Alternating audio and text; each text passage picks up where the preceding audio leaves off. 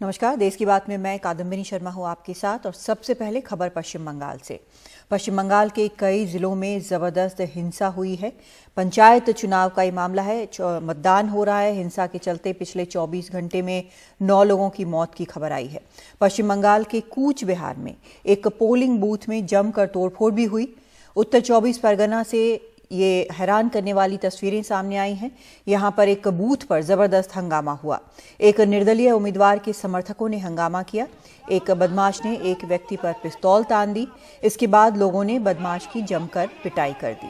ये सभी तस्वीरें जो हैं ये पंचायत चुनाव की तस्वीरें हैं जहां पर हिंसा काफी हुई है और 9 लोग इस हिंसा में मारे गए।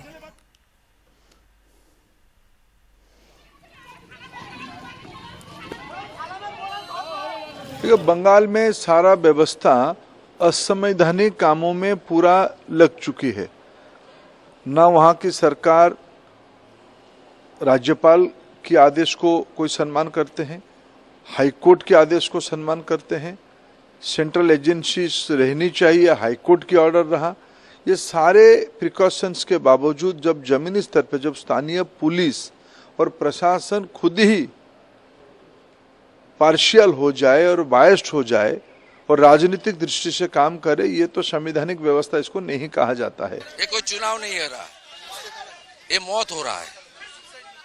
कोई बूथ में 65,000 सेंट्रल फोर्सेस है कोर्ट का निगरानी में नहीं है। CCTV not operating everywhere. ये वोट नहीं है, लूट है। सेंट्रल फोर्स को डिप्लेट करने का रिस्पॉन्सिबिलिटी राजीव सिन्हा का था और उन्होंने एसपी का पास भेज दिया। सब एसपी ममता की कैडर है। कोर्ट का ऑर्डर ये लोग इम्प्लीमेंट नहीं किया है, इसलिए ट्यूसडे मेरा कॉन्टेम्प्ट पिटीशन में होगा। टीएमसी का गुंडा और पुलिस का मिला भगत है, इसलिए इतना होता हो रहा है। और इस वक्त आपको सीधा लिए चलते हैं। पीएम राजस्थान के बीकानेर में भाषण दे रहे हैं। सुनते हैं क्या कह रहे हैं। इतनी बड़ी संख्या में यहां आए और अभी जैसे बताया 4-4, 5-5 घंटे से कड़ी धूप में आप आशीर्वाद देने के लिए मौजूद हुए। मैं जितना आपका आभार व्यक्त करूं उसके लिए मेरे पास शब्द कम पड़ रहे हैं। मैं फिर एक बार हृदय से आपका आभार व्यक्त करता हूं, धन्यवाद करता हूं। साथियों, ये उत्साह बताता है, मैं ऊपर देख रहा हूं वहां तक लोग ही लोग हैं। ये उत्साह बताता है कि राजस्थान में मौसम का पारा ही नहीं चढ़ा है, बल्कि कांग्रेस सरकार के खिलाफ जनता का पारा भी चढ़ चुका है। और जब जनता का पारा चढ़ता है तो सत्ता की गर्मी उतरते और सत्ता बदलते भी वक्त नहीं लगता। साथियों, अभी कुछ ही देर पहले मुझे राजस्थान के विकास के लिए 24,000 करोड़ रुपए की विकास परियोजनाओं के लोकार्पण शिलान्यास का अवसर मिला। अमृतसर जामनगर एक्सप्रेसवे को राजस्थान में पड़ने वाला 500 किलोमीटर से लंबा सेक्शन अब शुरू हो गया है। इसके पहले दिल्ली मुंबई एक्सप्रेसवे के दिल्ली दौसा लालसोट सेक्शन का भी शुभारंभ हुआ था। राजस्थान की कनेक्टिविटी के लिए जितना काम भाजपा सरकार ने किया है उतना पहले कभी नहीं हुआ है।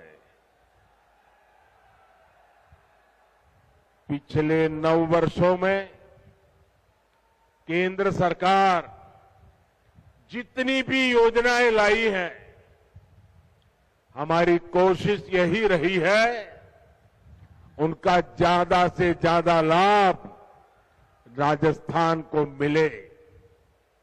हमने देश भर के गरीबों के लिए 4 करोड़ पक्के मकान बनाए।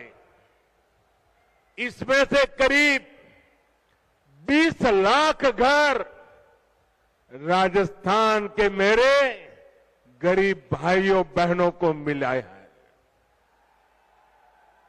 20 लाख घर। हमने देश भर में करीब 50 करोड़ गरीबों के बैंक खाते खोले। इस वजह से राजस्थान के 3 करोड़ गरीबों को पहली बार बैंक की सुविधा मिली। कोरोना के मुश्किल समय में यही बैंक खाते गरीबों की सबसे बड़ी ताकत बने।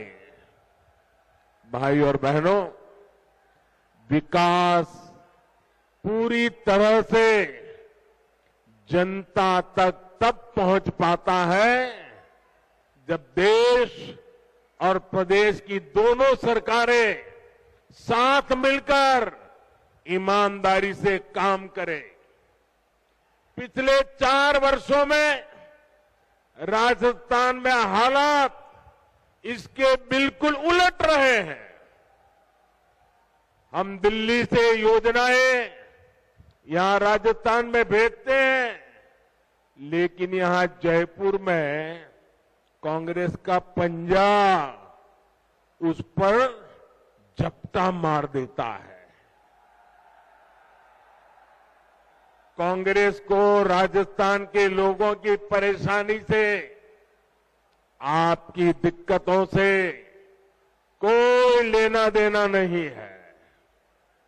अब आप देखिए, घर घर पीने का साफ पानी पहुंचाने की भाजपा सरकार की योजना से भी अब कांग्रेस सरकार को परेशानी है। जिस राजस्थान को जल जीवन मिशन में सबसे टॉप पर होना चाहिए था, वो सबसे धीमा करने वाले राज्यों की लिस्ट में शामिल है। आज देश के 130 से ज्यादा जिले ऐसे हैं जहां 100% घरों में नल से जल पहुंचा है। इनमें से पूरे देश को 130 जिले, और इसमें से राजस्थान का एक भी जिला नहीं है। अब आप मुझे बताइए, क्या राजस्थान के लोगों ने कोई गुनाह किया है क्या? किस बात की सजा दे रहे हो? क्या राजस्थान के लोगों ने कोई गलती की है क्या? क्या आपको नल से जल मिलना चाहिए, नहीं मिलना चाहिए? आपके घरों में पानी आना चाहिए, नहीं आना चाहिए? देश के 130 जिलों में हो रहा है, आपका एक जिला तो होना चाहिए कि नहीं होना चाहिए था? साथियों, गलती राजस्थान के लोगों की नहीं, गलती यहां की कांग्रेस सरकार की है। कांग्रेस सरकार ने 4 सालों में राजस्थान का बहुत नुकसान किया है, और ये बात कांग्रेस के नेता भी अच्छी तरह जानते हैं। राजस्थान में कांग्रेस की हार इतनी सुनिश्चित है कि यहां की सरकार अभी से बाय बाय मोड में आ गई है। मुझे पता चला है कि कुछ मंत्री विधायक तो अभी से अपने सरकारी बंगले खाली करके अपने खुद के घरों में शिफ्ट होने लगे हैं। अपनी हार पर इतना भरोसा सिर्फ कांग्रेस के नेता ही कर सकते हैं। साथियों, पुरानी कहावत है कि दिया बुझने से पहले जोर से लपलपाता है। अपनी हार के डर से कांग्रेस भी ऐसा ही कर रही है। इसके लिए वो राजस्थान के लोगों को गुमराह करने पर उतर आई है। लेकिन भाइयों बहनों, आपको याद रखना है, कांग्रेस का एक ही मतलब है। कांग्रेस मतलब, साथियों आपका प्यार सर आंखों पर, आप आगे आने की कोशिश मत कीजिए। आपका प्यार मेरे सर आंखों पर साथियों। साथियों, कांग्रेस का मतलब है लूट की दुकान, झूठ का बाजार। लूट की दुकान, झूठ का बाजार, जो ये इन दिनों बड़े बड़े वायदे किए जा रहे हैं, उसमें लूट के इरादे और झूठ के पिटारे के सिवा और कुछ नहीं है। साथियों, कांग्रेस की झूठ और छलावे की राजनीति का शिकार सबसे ज्यादा राजस्थान का किसान हुआ है। आप मुझे बताइए, पिछले चुनाव में कांग्रेस ने किसानों का कर्ज माफ करने का वादा किया था। कांग्रेस ने वादा किया था। इनके नेता ने 10 दिन के भीतर भीतर कर्ज माफी की कसम खाई थी। क्या किसानों का कर्ज माफ हुआ? 10 दिन, 10 महीने और अब 4 साल कर्ज माफ हुआ क्या? किसानों को कुछ मिला क्या? यहां के किसान इतनी बड़ी मात्रा में बाजरा उत्पादन करते हैं। हमने मोटे अनाजों को श्री अन्न के तौर पर प्रमोट किया, दुनिया में पहुंचाने का बीड़ा उठाया है।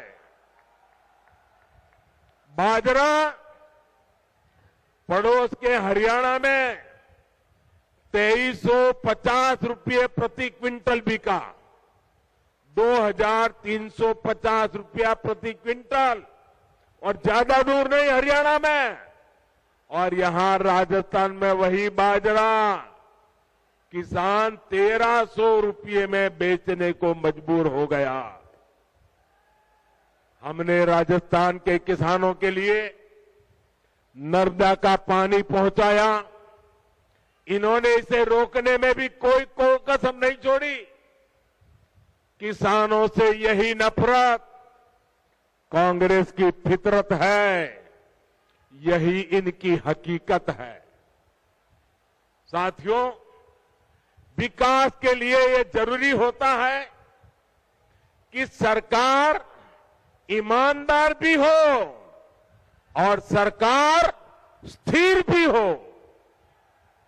आज दुनिया में हिंदुस्तान का सम्मान बढ़ा है क्योंकि देश में आज एक स्थिर सरकार है।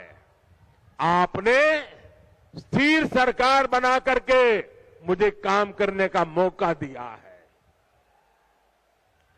जिन जिन प्रदेशों ने लगातार स्थिर सरकारों को चुना है, डबल इंजन सरकारों को चुना है, वहां प्रदेश भी तेजी से विकास कर रहे हैं। लेकिन राजस्थान में जब से कांग्रेस सरकार आई है, इन्होंने क्या किया? 4 साल से पूरी कांग्रेस पार्टी और सरकार बस आपस में लड़ रही है। हर कोई एक दूसरे की टांग खींच रहा है। अपने अपने गुट को मजबूत बनाने के लिए खुलेआम सौदेबाजी हो रही है। एक खेमे के विधायकों को ट्रांसफर, पोस्टिंग और लूट की खुली छूट मिली हुई है ताकि वो दूसरे गुट में भाग न जाए। ये लड़ाई केवल खेमों तक ही नहीं है, सारे मंत्री भी आपस में लड़ रहे हैं कि इस विभाग में लूट का काम मुझे मिले, वो मुझे लूटने दिया जाए। इस विभाग का काम उस विभाग को क्यों दिया गया? इस मंत्री कमीशन उस मंत्री के पास कैसे चला गया? पूरी राजस्थान सरकार इसी खींचतान में लगी पड़ी है और इस पर पूरी खींचतान के बीच राजस्थान के मुख्यमंत्री अपने बेटे का भविष्य बचाने में जुटे हुए हैं। उन्हें राजस्थान के बेटे बेटियों की कोई चिंता नहीं है। इस वजह से भी कई मंत्री विधायक उनसे खार खाए हुए हैं। आप मुझे बताइए साथियों, क्या ऐसे लोग राजस्थान का भला कर सकते हैं? राजस्थान के युवकों का भला कर सकते हैं? राजस्थान के गांवों का भला कर सकते हैं? राजस्थान के किसानों का भला कर सकते हैं? इन लोगों से राजस्थान के विकास की कोई उम्मीद नहीं की जा सकती है भाइयों। इन लोगों को मैं आज दो टूक कह देना चाहता हूं। अब ये भ्रष्टाचार की नुरा कुश्ती बहुत हुई। अब लोकतंत्र के अखाड़े में जनता जनार्दन फैसला करेगी। अब राजस्थान को स्थिर सरकार चाहिए। अब राजस्थान को डबल इंजन की सरकार चाहिए। अब राजस्थान को परिवारवाद नहीं, अब राजस्थान को विकासवाद चाहिए। साथियों, राजस्थान में जब से कांग्रेस आई है, इसने एक और पहचान बनाई है। भ्रष्टाचार, अपराध और तुष्टीकरण। हालत यह है कि जब भ्रष्टाचार की रैंकिंग होती है तो राजस्थान उसमें नंबर 1 आता है, नंबर 1 आता है। जो राजस्थान अपनी शांति और सौहार्द के लिए जाना जाता था, वहां आज आए दिन सांप्रदायिक तनाव की घटनाएं हो रही हैं। पूरी कांग्रेस सरकार तुष्टीकरण में लगी हुई है। यहां सिस्टम इतना बेखौफ हो गया है कि पेपर लीक की एक अलग इंडस्ट्री खुल गई है।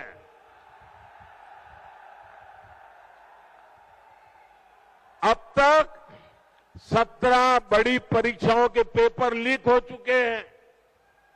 यानी यहां युवाओं के भविष्य से खुलेआम खिलवाड़ हो रहा है। साथियों, हर जगह स्कूल कॉलेजों को राजनीति से बाहर रखा जाता है ताकि बच्चों का भविष्य खराब न हो। लेकिन राजस्थान में कांग्रेस की लूट ने शिक्षण संस्थानों को भी नहीं बख्शा। यहां के शिक्षक मुख्यमंत्री के सामने आकर कह रहे हैं कि तबादले के लिए खुली घूस चल रही है, लेकिन कहीं कोई सुनवाई नहीं हो रही। भाइयों और बहनों, महिलाओं के खिलाफ अपराध के मामले में, बलात्कार के मामले में राजस्थान सबसे आगे है। हालात ये है कि यहां रक्षक ही भक्षक बन रहे हैं। और दुर्भाग्य है कि बलात्कार और हत्या के आरोपियों को बचाने में पूरी सरकार जुटी हुई नजर आती है। अपने वोट बैंक की राजनीति के लिए हमारी बेटियों पर गलत नजर डालने वालों को कांग्रेस संरक्षण दे रही है। राजस्थान के लोग कांग्रेस के इन पांकों को अब ज्यादा बर्दाश्त नहीं करेंगे। ये महिलाओं के सम्मान की, उनकी आन बान की धरती। तो यहाँ पर पीएम मोदी राजस्थान में एक रोड शो कर रहे हैं बीकानेर में, और उन्होंने यहाँ पर कांग्रेस पर जमकर निशाना साधा, कई मुद्दों को यहाँ पर उठाया है।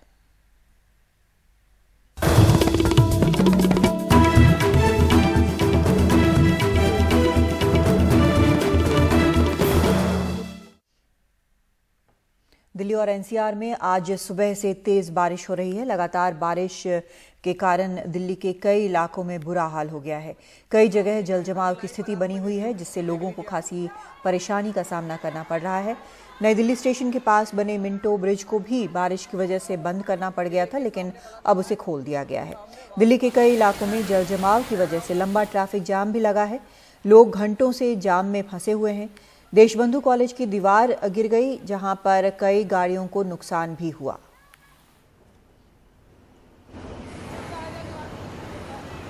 ये बघेल मंदिर के जो सामने का है, अभी लाइव बना रहा हूं मैं वीडियो, देख लीजिए आप।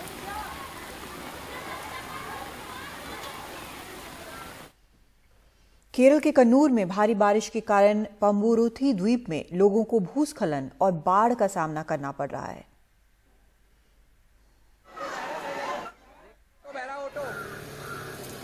ഞാൻ പിന്നെ ആള് മഴയായതുണ്ട് ഞാനായിട്ട് പൂട്ടിയ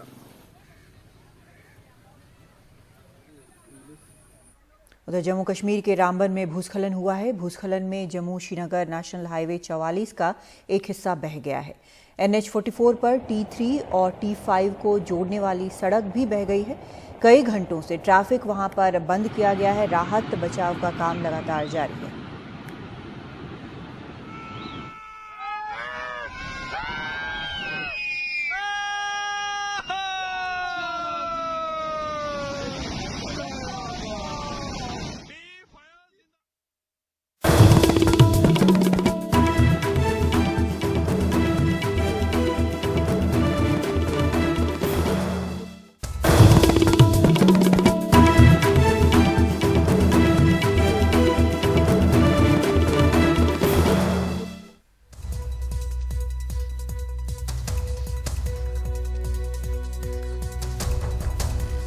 महाराष्ट्र की राजनीति लगातार खबरों में है और आज शरद पवार महाराष्ट्र के नासिक में हैं, जहां उन्होंने एक प्रेस कॉन्फ्रेंस की। इस दौरान उन्होंने कहा कि महाराष्ट्र में कुछ ऐसे राजनीतिक हालात पैदा हो गए हैं, इसलिए जगह जगह जाकर एनसीपी पार्टी की भूमिका सामने रखने का फैसला किया है। इससे पहले आज नासिक के लिए निकलने पर शरद पवार पहले ठाणे और फिर आसनगांव में रुके थे, जहां स्थानीय लोगों ने उनका स्वागत किया।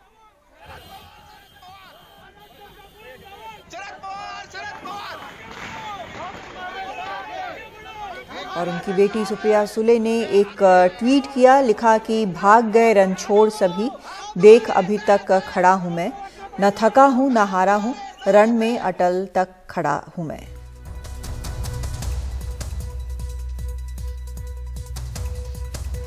वहीं कल देर रात लगातार दूसरे दिन महाराष्ट्र के मुख्यमंत्री एकनाथ शिंदे से डिप्टी सीएम फडणवीस मिले।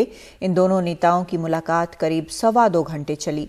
बैठक के बाद नए मुख्यमंत्री की अटकलों और मतभेद की खबरों को बीजेपी प्रदेश अध्यक्ष चंद्रशेखर बावनकुले ने सिरे से खारिज किया। इस बैठक में अजित पवार के भी आने की खबर थी, पर वो नहीं पहुंचे थे।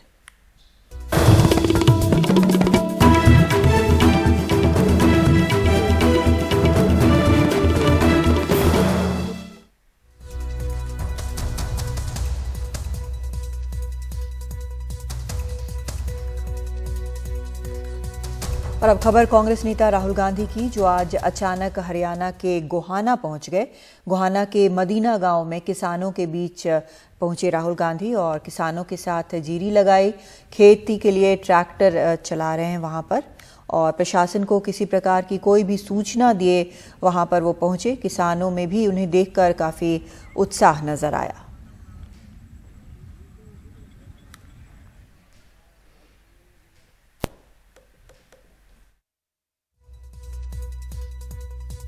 तो आप तस्वीरें देख सकते हैं राहुल गांधी की, और बिना किसी जानकारी के वहां पर, प्रशासन को बिना किसी जानकारी के वहां पर वो पहुंचे थे। और इससे पहले भी उस तरह की तस्वीरें उनकी आई हैं जहां पर ट्रक ड्राइवर्स वगैरह के साथ वो बात कर रहे थे। आज किसानों के बीच हरियाणा में वो पहुंचे गोहाना में, और यहां पर एक गांव में पहुंचकर उन्होंने इस तरह से किसानों के बीच जाकर बुआई की और ट्रैक्टर चलाया।